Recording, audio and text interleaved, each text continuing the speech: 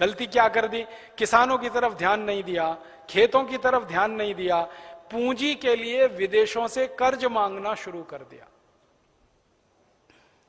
जिस हिंदुस्तान ने अपने इतिहास में कभी किसी देश से कर्ज नहीं लिया था, उस हिंदुस्तान ने आजादी के बाद 1952 में पहली बार दुनिया से कर्ज मांगा। आपको यह सुनकर बहुत दुख होगा कि 1947 तक हम दुनिया में ऐसे देश थे जिसके ऊपर कर्जे का 1 रुपया नहीं था। फिर 1952 में हमारी सरकार ने विदेशी कर्ज लेना शुरू कर दिया। कर्ज लेना शुरू कर दिया तो कर्ज देने वालों ने अपनी शर्तें हमारे ऊपर लगाना शुरू कर दिया। आप किसी से भी कर्ज लेंगे तो फोकट में तो नहीं देगा वो। आप बैंक से कर्ज मांगने जाते हैं ना, तो बैंक अपनी शर्त बताता है कि नहीं? ऐसे ही हमने विश्व बैंक से कर्ज मांगा, विश्व बैंक ने अपनी शर्त बताना शुरू किया। और उनकी शर्तें क्या थी? उनकी शर्तें ये थी कि जिस मुद्रा में भारत हमसे कर्ज लेगा उसकी कीमत बढ़नी चाहिए। मतलब भारत कर्ज लेगा अगर डॉलर में, तो डॉलर की कीमत बढ़नी चाहिए। भारत कर्ज लेगा अगर स्टर्लिंग पाउंड में, तो स्टर्लिंग पाउंड की कीमत बढ़नी चाहिए। भारत अगर कर्ज लेगा फ्रेंच में, फ्रैंक में, फ्रांस की करेंसी फ्रैंक, तो उसकी कीमत। तो जो भी विदेशी मुद्राओं में हमने कर्ज लेना शुरू किया, उन मुद्राओं की कीमत बढ़ती गई। और उस कीमत को बढ़ाने के लिए भारत की सरकार ने अपने रुपए की कीमत को गिराना शुरू कर दिया। 1952 में रुपए की कीमत गिरी। 1947 15 अगस्त को 1 रुपया 1 डॉलर के बराबर था। 1 रुपया 1 स्टर्लिंग पाउंड के बराबर था। 1 रुपया 1 फ्रेंच फ्रैंक के बराबर था। लेकिन 1952 आते आते 7 रुपया डॉलर हो गया।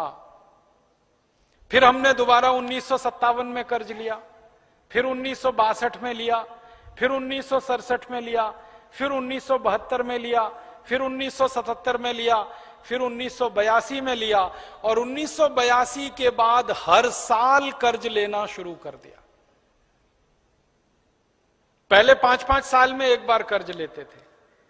फिर 1982 के बाद हर साल 1983, 1984, 1985 हर साल कर्ज लेना शुरू किया।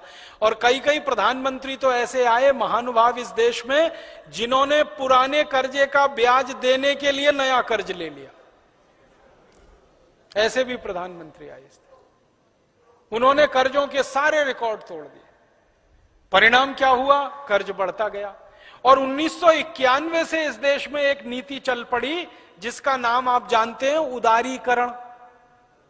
अंग्रेजी में कहते हैं उसको लिबरलाइजेशन, हिंदी में उदारीकरण। फिर एक नीति है वैश्वीकरण, ग्लोबलाइजेशन। मैंने इस नीति का नाम बदल के रखा है उधारीकरण। कर्ज लेना, उधार लेना, कर्ज लेना, उधार लेना, कर्ज लेना, उधार लेना। जितने प्रधानमंत्री आए सबने अंधाधुंध कर्ज लिया। तो बढ़ते बढ़ते बढ़ते बढ़ते अब कर्ज बहुत अधिक हो गया। और इन सरकारों ने क्या किया? विदेशी कर्ज लिया, देश के अंदर से भी कर्ज लिया। दोनों तरफ से कर्ज ले लेके विकास करने की नींव डाल दी। सबसे खराब काम हुआ कर्ज लेकर विकास करना। हमारे भारत की परंपरा क्या है? जितनी लंबी चादर उतने लंबे पांव। यह भारत की परंपरा है। अगर हमारे पास कम पैसे हैं तो कम पैसे में ही काम चलाओ, कर्जा लेके मत आओ। ये भारत की परंपरा। लेकिन सरकारों ने इसका उल्टा कर दिया। उन्होंने कहा कि चादर अगर बड़ी नहीं है तो उधार की चादर ले आओ। तो कर्ज ले लेके देश के ऊपर इस समय लगभग 18 लाख करोड़ रुपए का तो विदेशी कर्ज हो गया, केंद्र सरकार और राज्य सरकारों पर।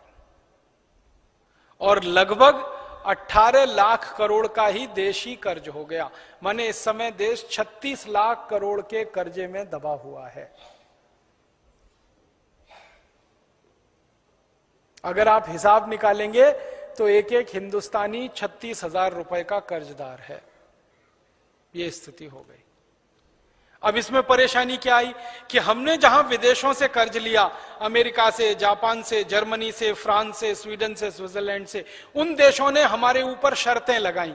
तो पहली शर्त तो मैंने बताई, रुपए की कीमत गिराओ और जिस मुद्रा में कर्ज ले रहे हो उसकी कीमत बढ़ाओ। तो डॉलर की कीमत बढ़ते बढ़ते कहां तक आई? $1 1 रुपया था 1947 में, अब हो गया है 50 रुपया $1।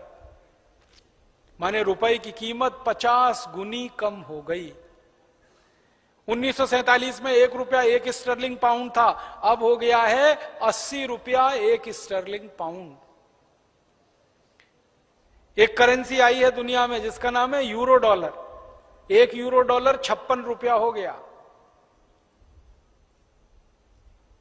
हर एक दुनिया की करेंसी की तुलना में भारत के रुपए की कीमत गिर गई। हमारे ऊपर शर्त लगी तो हमने वो शर्त मानी। दूसरी शर्त हमारे ऊपर क्या आ गई कि जो जो देश से हम कर्ज लेंगे उन्हीं देशों की कंपनियों को भारत में व्यापार करने के लिए बुलाना पड़ेगा। अगर हम अमेरिका से कर्ज लेंगे तो अमेरिका की कंपनियां भारत में आएंगी, व्यापार करेंगी, उनको लाइसेंस देना ही पड़ेगा। अगर जापान से कर्ज लेंगे तो जापान की कंपनियां आएंगी, उनको लाइसेंस देना पड़ेगा। जर्मनी से कर्ज लेंगे तो वहां की कंपनियां आएंगी, उनको लाइसेंस देना पड़ेगा। तो भारत की सरकार ने 24 देशों से कर्ज ले रखा है, तो 24 देशों की 5000 कंपनियां घुस गई हमारे देश में धंधा करने के लिए। अब दुख और तकलीफ की बात क्या है कि हमने एक ईस्ट इंडिया कंपनी को 100 साल की मेहनत करके मार के भगाया था और उसको भगाने में लाखों शहीदों की कुर्बानी देनी पड़ी थी। करोड़ों हिंदुस्तानियों को अपनी मां बहन बेटियों का बेइज्जती सहन करना पड़ा था एक कंपनी को भगाने में। लेकिन अब आजादी के बाद ऐसे चक्कर में देश फंस गया कि 5000 से ज्यादा विदेशी कंपनियां फिर आ गई। अब इन कंपनियों के आने से फिर नुकसान हो रहा है। पहले ईस्ट इंडिया कंपनी आई, वो माल बेच के मुनाफा कमाती थी, ऐसे ये 5000 कंपनियां माल बेच के मुनाफा कमाती, और नुकसान दोहरा हो रहा है। हमारा एक नुकसान तो ये हो रहा, रुपए की कीमत जैसे जैसे गिर रही है ना, बहुत नुकसान होता है इससे देश को। आप समझते हैं कैसे नुकसान होता है? 1947 में अगर हम 1 रुपए का माल अमेरिका को बेचते थे तो हमको $1 मिलता था। अब 2009 में हमको 50 रुपए का माल बेचना पड़ता है, तब $1 मिलता है। माने माल हमारा 50 गुना ज्यादा जाता है, डॉलर हमारे पास 1 ही आता है। सोचो कितना बड़ा नुकसान है देश का।